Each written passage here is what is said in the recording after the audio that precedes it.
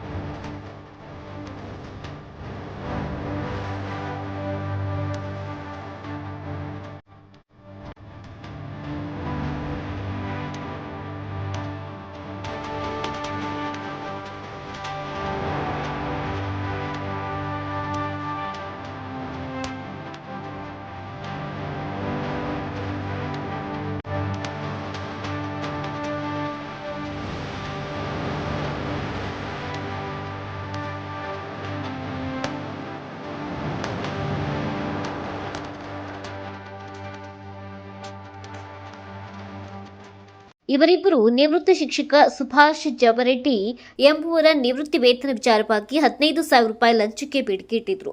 ಈ ಸಂಬಂಧಪಟ್ಟಂತ ಕಚೇರಿಯಲ್ಲಿ 15,000 ರೂಪಾಯಿ ಲಂಚ ಪಡೆಯುತ್ತಿದ್ದ ವೇಳೆ ಲೋಕಾಯುಕ್ತ ಬಲೆಗೆ ಬಿದ್ದಿದ್ದಾರೆ. ಇನ್ನು ಲೋಕಾಯುಕ್ತ ಎಸ್ಪಿ ಸತೀಶ್ ಚಿಟಗುಪ್ಪಿ ನೇತೃತ್ವದಲ್ಲಿ ದಾಳಿ ನಡೆದಿದ್ದು ತನಿಖೆ ಮುಂದುವರೆದಿದೆ.